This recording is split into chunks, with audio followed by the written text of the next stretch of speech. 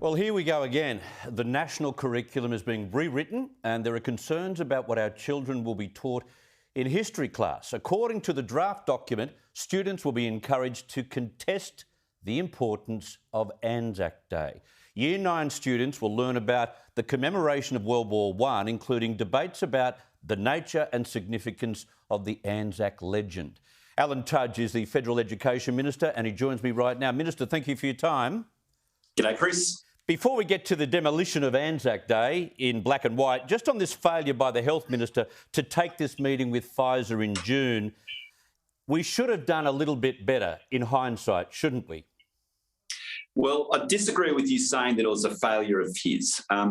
He and his department and his office have been engaging with Pfizer way back as May of last year, and Pfizer themselves have said that they got the doses to us as quickly as possible and could not have been delivered earlier.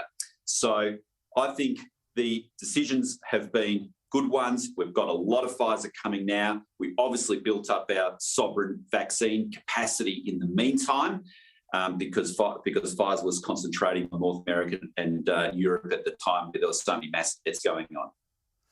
I heard what Dan Andrews had to say about this issue today. He got very enraged. This is part of what Chairman Dan had to say. The fact that it would seem Pfizer were literally throwing themselves at the government last year, I'll leave Minister Hunt to speak to that. He's the best person. They weren't having meetings with me. They didn't offer me millions of doses and only to be told no. Only Greg Hunt can answer those questions. Wouldn't it be better if we'd all been vaccinated 80% double dose back in March? There'd be no lockdown now. There'd be no businesses failing. We'd be back to normal. In fact, if we'd got vaccinated sooner, then we would have been able to take advantage of the fact that we would literally have been the safest place in the world. Alan, it was the overwhelming recommendation from the Chief Medical Officer that we have our own manufacturing capacity here in Australia, and that was only capable with AstraZeneca, right? Exactly right.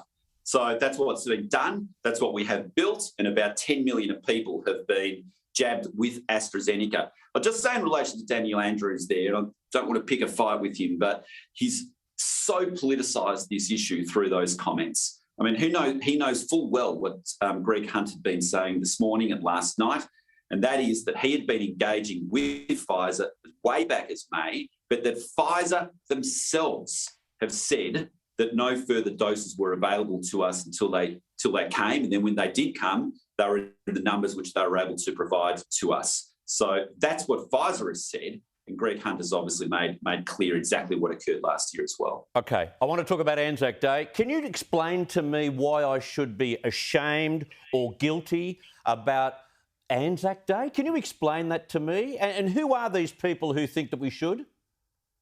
Chris, I cannot explain that to you. ANZAC Day is the most sacred day on the Australian calendar, where we quite rightly stop, pause, commemorate and give thanks to the 100,000 men and women who died for our country and the million people who have served for our nation in protection of our freedoms. And like this business of this draft national curriculum where it says that kids are supposed to not just learn about ANZAC Day, but contest it from different ideas, because there might be a 0.1% of fringe activists who want to say that ANZAC Day is about warmongering. I think that's what they're getting at. And unfortunately, they've had too much of the pen in this draft curriculum. But I can tell you, I'm not putting up with it. I won't have a bar of it, and I certainly won't be approving it if it comes back with that type of language. All they have to do is get the mood of the community when they put these curriculums together. The mood of the community proved when we had the centenary commemoration of the ANZAC spirit. It illustrated the public stance because everyone came out and got involved. Absolutely, Chris. I mean, even earlier this year, when we were in lockdown, or much of Australia was in lockdown on ANZAC Day, I mean, people went out the fronts of their house at dawn with candles to commemorate it. I mean, I'm from Melbourne. You go to the MCG on ANZAC Day with one of the great football matches there, you could hear a pin drop when they have the minute silence with 100,000 people packed into that stadium.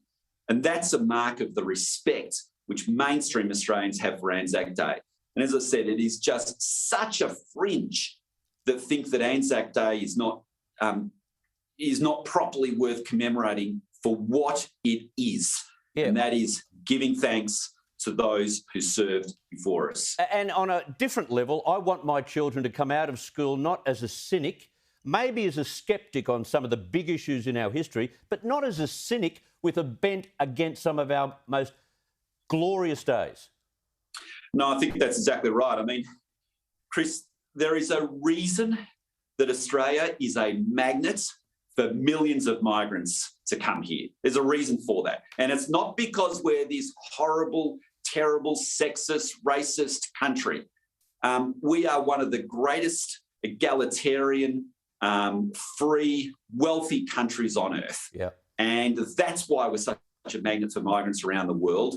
And kids should understand how we became such a free, egalitarian, wealthy nation so that they can defend it properly, just as previous generations have done. Yeah, absolutely. Alan Tudge, thank you very much for your time.